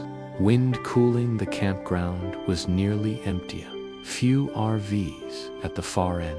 A young couple with a tent near the bathrooms, but mostly just space. She'd paid the ranger $15 for the night, set up her sleeping bag in the back of the Honda, and made herself a simple dinner on a small camping stove she'd bought in Flagstaff that morning. Now, with a cup of instant coffee cooling in her hands, she watched the light show the desert performed every evening, the sky cycling through shades of orange and pink and purple that seemed impossible, too saturated to be real. Coffee sipping, contemplative quiet she'd spent the past 3 days trying to understand what had changed inside her. The memories of the craft remained vivid, more vivid than memories usually were, maintaining their clarity instead of fading into the soft-edged blur that time usually imposed. That was part of the gift the craft had given her, she realized. The ability to hold the experience without losing its detail. But it was more than just memory. Something in her perception had shifted. She noticed things now that she'd never noticed before: the way light moved through leaves, the fractal patterns in rock formations, the subtle variations in the color of sand. It was as if someone had adjusted the contrast on her vision, making the world more present, more real. Wind picks up, carrying sage and juniper. Or maybe her vision hadn't changed. Maybe she'd just stopped filtering out so much information, stopped narrowing her awareness to only what was immediately useful or necessary. The craft had reminded her how to really see. A coyote called in the distance, its yip-howl echoing off the rocks. Sarah smiled. She'd been afraid of coyotes once, as a child. Her grandmother had taught her they were tricksters, yes, but not dangerous unless you cornered them or threatened their pups. They were just trying to survive, like everyone else. Settling deeper into the evening, layers of sound, her phone was off again. She'd turned it on once yesterday, read the accumulating messages, more from her sister, now worried, several from her roommate, 2 from her boss, less casual now, and turned it back off without responding. She knew she was worrying people, knew she'd have to deal with that eventually, but not yet. She needed this time away from explanation, from justification, from having to make sense of herself to others before she'd made sense of herself to herself. The sun touched the horizon, and the red rocks blazed with a fierce light that lasted only minutes before fading to deep crimson, then purple, then gray. Sarah watched the whole transformation in silence, grateful for the show. Twilight deepening, stars beginning to emerge as darkness. The stars appeared first, the brightest ones, Venus low in the west, then more and more as the sky deepened from blue to indigo to black. Living in Los Angeles, she'd forgotten how many stars there were, how the night sky was supposed to look.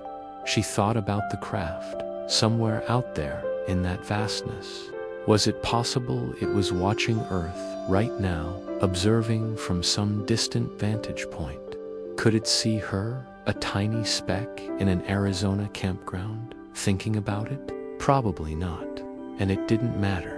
The craft's gift wasn't about creating an ongoing relationship, was about opening her eyes to possibility, showing her that the universe was stranger and more wonderful than her daily life had allowed her to believe. Night sounds fully present, now owls. Rustling, mystery. Sarah lay back on the tailgate, using her jacket as a pillow, and stared up at the Milky Way. It was overwhelming from this perspective. Billions of stars creating a river of light across the sky. How many of those stars had planets? How many of those planets had life? How many had civilizations looking up at their own night skies, wondering if they were alone? The craft had shown her the answer. They weren't alone. None of them were. The universe was full of life, full of consciousness, full of beings asking the same questions and feeling the same wonder. Deep breath. Cosmic perspective settling into bones. A memory surfaced. She was 7 years old, maybe 8, camping with her family in Big Sur. Her father had woken her in the middle of the night and carried her outside the tent to show her a meteor shower. They'd lain on their backs in sleeping bags, watching shooting stars streak across the sky, making wishes on each one. "What did you wish for, Sarah?" her father had asked. "I wished I could go up there," she'd answered. "I wished I could see what it's like in space." Her father had laughed, not unkindly. "Maybe someday. They're working on it." Gentle sadness, recognition of loss and gift. Her father had died 2 years ago. Heart attack, sudden, no warning. She'd been at work when her sister called, had driven to the hospital in a daze, arrived too late to say goodbye. She hadn't thought about that camping trip in years, hadn't remembered making that wish. But the craft had, in some strange way, granted it. She hadn't traveled to space, but space had come to her, had given her a glimpse of what lay beyond Earth's comfortable boundaries. "I went, Dad," she whispered to the stars. "I saw what it's like." Silence, sacred and complete. A shooting star streaked across the sky, probably a grain of dust burning up in the atmosphere, but beautiful nonetheless. Sarah didn't make a wish. She'd learned that wishes were too small, too specific. Better to stay open to possibilities you couldn't imagine yet. The temperature was dropping fast, the way it did in the desert at night. She could see her breath now, small clouds of vapor that disappeared into the darkness. She should get into her sleeping bag, get warm, get some sleep. But she stayed on the tailgate a while longer, reluctant to end this moment of perfect solitude and communion with the night sky. Wind whispers through red rocks. Ancient and patient tomorrow, she'd decided. She would start the drive back to Los Angeles, not because she was ready to return to her old life, but because running away indefinitely wasn't a solution. She needed to go back, face what she'd left, make decisions about what to keep and what to release. But she'd return changed. The craft had given her that, at least. She could never unsee what she'd seen, never unknow what she now knew. Her life would have to expand to accommodate the new dimensions of her awareness. What that meant, practically, she still wasn't sure. Maybe she'd quit her job, find something that felt more meaningful. Maybe she'd move somewhere she could see the stars every night. Maybe she'd go back to school, study astronomy or philosophy or something that engaged with the big questions, soft sounds of decision-making, inner clarity. Or maybe the changes would be smaller, subtler. Maybe she'd just remember to look up more often. Remember that the world was strange and beautiful and full of mysteries. Remember that fitting in and being comfortable were fine goals, but not the only goals, and maybe not even the most important ones. A satellite moved across the sky, a steady point of light following its programmed orbit. Human technology, she thought. Humans had done that, built something and thrown it into space, where it circled the planet, performing whatever function it had been designed for. It was impressive, but it was also limited, bounded by physics and engineering and the current state of human knowledge. The craft she'd encountered operated on entirely different principles, beyond anything human science could currently achieve. Wonder mixed with hope, but maybe someday, if humanity survived its current challenges, and that was far from guaranteed, maybe in a few hundred years or a few thousand, humans would build craft like that, would travel between stars, would meet other species and share knowledge and add their voice to the cosmic conversation. Sarah hoped they would, hoped humanity would make it that far, would outgrow its tendency toward self-destruction and learn to be good stewards of the small blue planet that had given birth to consciousness and culture and art and love. Night deepens. Cold, settling in, she finally climbed off the tailgate and into the back of the Honda, zipping herself into her sleeping bag. The car wasn't particularly comfortable for sleeping. She had to curl up slightly to fit, and the folded seats created an uneven surface, but it was warm and dry and good enough. Through the rear window, she could still see stars, framed by the silhouettes of red rock formations. She watched them for a while, her eyes growing heavy, her breathing slowing, settling into sleep, the world going quiet just before she drifted off. She thought she saw something, a brief flash of light moving across the sky, there and gone too quickly to be sure it was anything. Probably another satellite, or a plane, or her imagination, seeing patterns that weren't there. Or maybe, just maybe, another craft traveling through the night, carrying other beings on other journeys, all of them connected by the simple fact of existence, of consciousness, of the courage to venture into the unknown. Safe travels, Sarah whispered, to the flash of light, or to herself. She wasn't sure. And then she slept, dreamless and deep, while the desert kept watch around her and the stars wheeled overhead in their eternal dance. Night sounds fade into silence, peaceful rest. Morning sounds highway traffic, engine hum. The rhythm of return, the Los Angeles skyline appeared on the horizon just after noon on Monday. A wall of glass and steel rising from the coastal plain, gray-brown smog softening its edges. Sarah felt her stomach tighten at the sight, not dread exactly, but a recognition that she was returning to a world that would demand things of her, that wouldn't care about her week in the desert or the night that had changed everything. She'd left Sedona that morning, driven through Flagstaff, crossed back into California, near Needles, passing the valley where it had happened, though she didn't stop and followed I-42 Barstow before merging onto the I-15 south.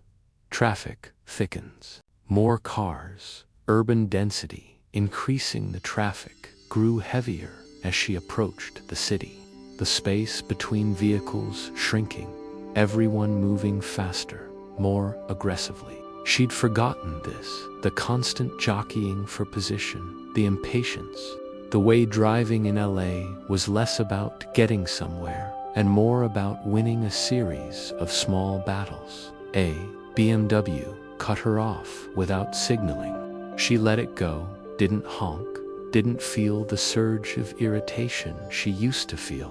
What did it matter? They'd both arrive at wherever they were going within seconds of each other, and the small victory of being one car length ahead.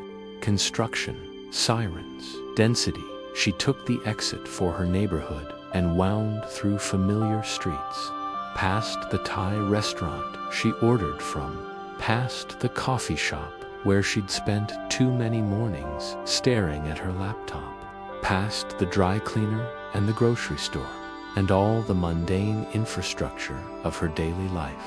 Her apartment building looked exactly the same, beige stucco, palm trees in the small front courtyard, parking always too limited. She found a space on the street 2 blocks away, parallel parked after 3 attempts, and sat in the quiet car for a moment. Gathering herself, engine shuts off. Sudden quiet in the city noise. Her phone had been on since Barstow, and the messages had continued accumulating. Her sister had called 4 times, her roommate 3.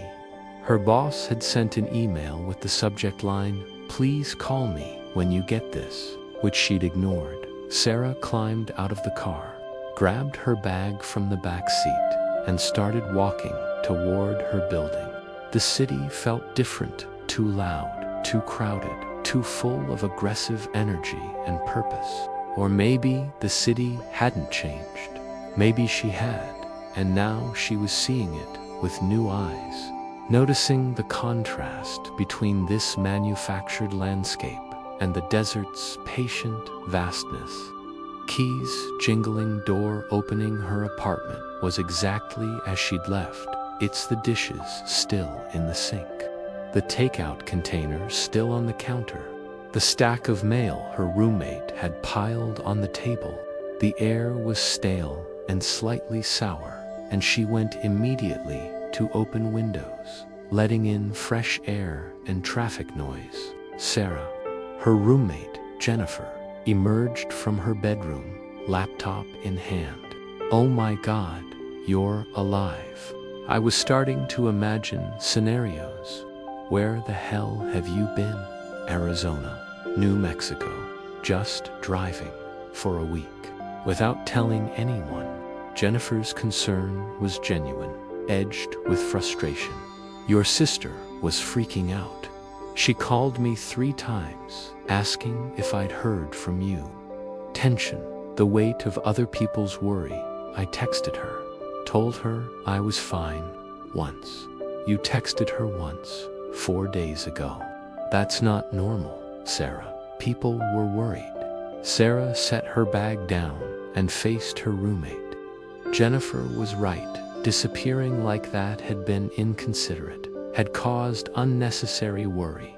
The old Sarah would have immediately apologized, would have felt crushing guilt, would have spent the next hour explaining and justifying, but the old Sarah had touched a craft from beyond the stars and been changed by it.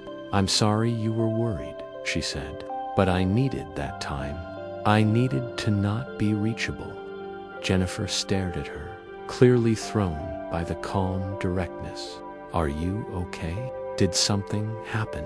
Pause, deciding what to share. "Yes," Sarah said, "something happened. I'm fine. Better than fine, actually. But I need to make some changes." "What kind of changes?" "I don't know yet, but I'll figure it out." Jennifer looked uncertain, probably trying to decide if this was a breakthrough or a breakdown. "Okay, well, your boss called here twice. He sounded pretty pissed. I'll deal with it." "Sarah, I'll deal with it," she repeated, softer this time. "I promise. I'm not falling apart. I'm actually coming together for the first time in a while." Roommate accepts. Retreats, giving space. Jennifer nodded slowly, then retreated to her room, clearly not sure what to make of this new version of her roommate. Sarah didn't blame her. She wasn't sure what to make of herself either.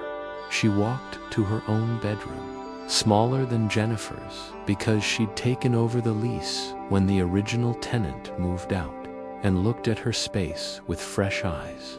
It was generic: a bed from IKEA, a dresser from Target, prints on the walls she'd bought because they matched the color scheme, not because they meant anything to her.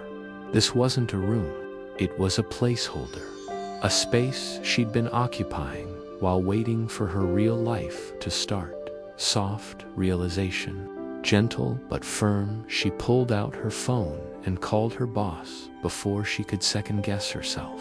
"Sarah," his voice was tight. "Glad you're alive. Want to tell me what's going on? I'm sorry for the short notice. I needed some time away."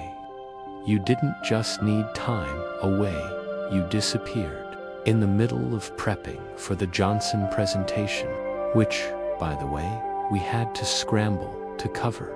"I know. I'm sorry. But I've been thinking, and I need to give my notice." Silence on the other end, then confusion. "You're quitting. 2 weeks, if that works. 4 if you need more time to find someone." "Sarah, listen. If this is about the workload, we can talk about that. I know things have been intense lately. It's not about the workload. I just need to do something different with my life." There was a long pause. "Do you have another job lined up?" "No." "Then what are you going to do?" Honest uncertainty, but calm about it. "I don't know yet, but I'll figure it out." Another pause. "Look, take a few days to think about it. You don't have to make this decision right now. You're probably just burned out. I'm not burned out. I'm clear-headed, probably clearer than I've been in years." For weeks' notice, Syl put it in writing. "Tomorrow." She ended the call before he could argue further, her heart pounding but her hands steady. She'd done it. Burned the bridge back to her old life, or at least started the fire. Deep breath, freedom mixed with terror. Her phone buzzed immediately, her boss calling back, but she let it go to voicemail. She'd said what needed to be said. Instead, she called her sister, Sarah. "Finally, where have you been?" Relief and frustration mixed in equal measure. "I'm sorry I worried you. I'm back in LA now. I'm okay. You disappeared for a week. That's not okay behavior. You're right. I should have communicated better. I needed to not be accessible for a while." Sister's concern, love underneath the anger. Did something happen? "Are you in some kind of trouble?" Sarah thought about how to answer that. What could she say? That she'd encountered an alien spacecraft? That she'd been inside it? had communed with its vast consciousness, had been given a gift that changed her perception of reality. "Something happened," she said carefully. "Something good. Unexpected, but good. And it made me realize I need to make some changes in my life." "What kind of changes?" "I quit my job today." "You what?" "I quit." "Well, I gave notice." "For weeks, Sarah. Do you have another job? Do you have savings?" "What are you going to?" Gentle interruption, affection, and boundary, Lisa. "I love you, but I'm not going to have all the answers right now. I just know I can't keep living the way I was living. It was killing me slowly. Killing you." "That's dramatic." "Not dramatic. Accurate. I was dying by inches, living a life that fit instead of a life that felt right. And I'm done with that." Her sister was quiet for a moment. "Are you sure you're okay? You sound ... different." "I am different. In a good way. I promise. I'm not having a breakdown. I'm actually finally waking up." Reluctant acceptance, worry mixed with trust. "Okay. But please, keep me updated. I'm your sister. I worry. I will. I promise. No more disappearing." They talked for a few more minutes, her sister insisting Sarah come to dinner that weekend, extracting promises that she'd call more often, gradually accepting that Sarah was actually okay, and then said goodbye, quiet after the call. Settling into the decision, Sarah walked to her window and looked out at the city buildings and traffic and millions of people going about their lives, each one carrying their own universe of experience and meaning. From here, it looked chaotic, overwhelming, but she thought about the craft's perspective, how it had shown her Earth from space, all those individual lives woven together into one living system. Chaos and order weren't opposites. They were partners in the dance of existence. She didn't know what came next, didn't know where she'd work, or if she'd stay in Los Angeles, or what shape her life would take.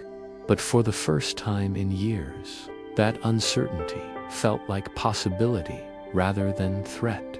Evening light slanting through the window, golden and warm, the sun was setting, painting the western sky in shades of orange and pink. Not as dramatic as desert sunsets, the city's smog diffused the colors, softened them, but beautiful nonetheless. Sarah thought about the craft, probably light years away by now, carrying its consciousness to other worlds, other encounters, other beings ready to have their eyes opened to the vastness of possibility. "Thank you," she whispered, "to the craft or the desert or the universe or herself." She wasn't sure. City sounds softening into evening, life continuing. She had for weeks before her notice was up, for weeks to figure out her next step, to apply the lesson the craft had taught her. Stay open, stay present, trust that the universe was stranger and more generous than fear wanted her to believe. And whatever came next, she'd face it with eyes wide open, ready to see the wonder in the ordinary and the ordinary in the wonder. The desert had shared its secret, and she would honor that gift by living a life worthy of it. The stars were beginning to appear above the city lights. Not as many as in the desert, never as many, but still there, still calling to anyone willing to look up and remember that Earth was a small planet in a vast universe, and that vastness was full of possibilities beyond imagining. Sarah smiled, turned from the window, and began unpacking her bag. She was home, but home would never feel quite the same again. And that, she decided, was exactly as it should be. fade to the sounds of evening distant traffic, birds settling, the quiet music of a life beginning again.